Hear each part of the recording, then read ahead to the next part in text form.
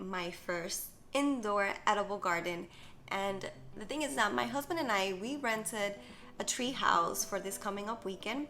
And this tree house is in a farm that's called Permaculture Farm.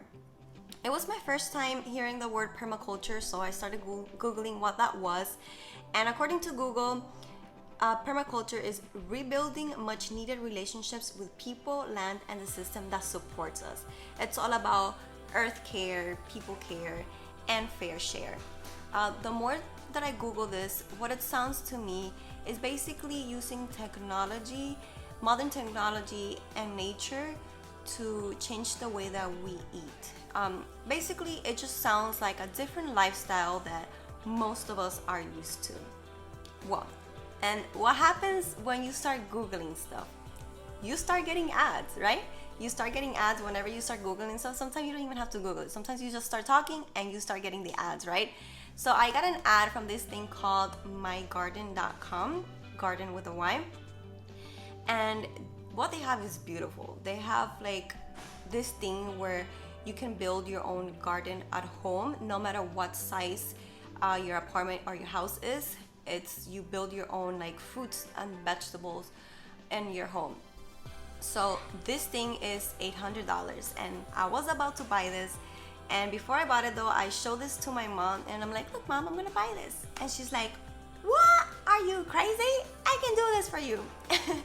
My mom has a green thumb and she has a huge ass backyard with a bunch of different things that you can eat. You can eat off my mom's land.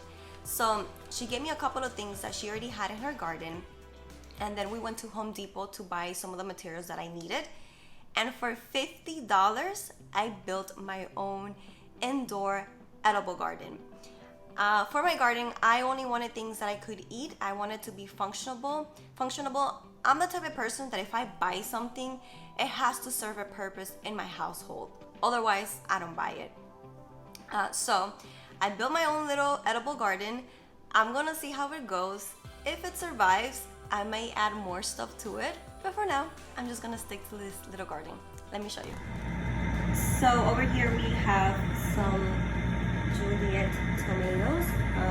My mom, honestly, she says that she doesn't have hope for this one because I need something bigger to grow. But since this is my first time, I was like, what the heck, let me just try it. Then over here we have some oregano.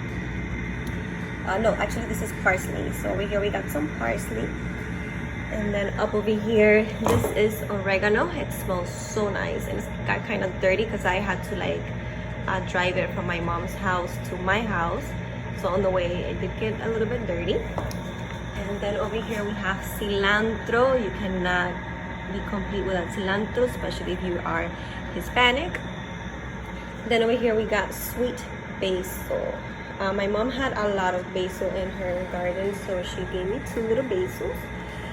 And this is something that I use as well a lot. My husband loves pizza and we make a lot of homemade pizza, so this is something we're definitely going to be using a lot. This one is mint. And this one I think it's a little bit sad. This is also for my mom. I think she was not happy about leaving my mom's garden because it was really pretty when she gave it to me. And it's only been 2 days and look at it, it's already kind of sad. So hopefully I can bring it back. This is just for decoration. This is a succulent, like a type of succulent. And then aloe vera, of course. This is a lot of healing, like a healing plant for sunburns. Sometimes I put it in my milk, not my milk, my smoothie, like on what's on the inside. It's really good for your stomach if you have digestive problems. So this is my little garden, my little indoor home garden. And we'll see how it goes.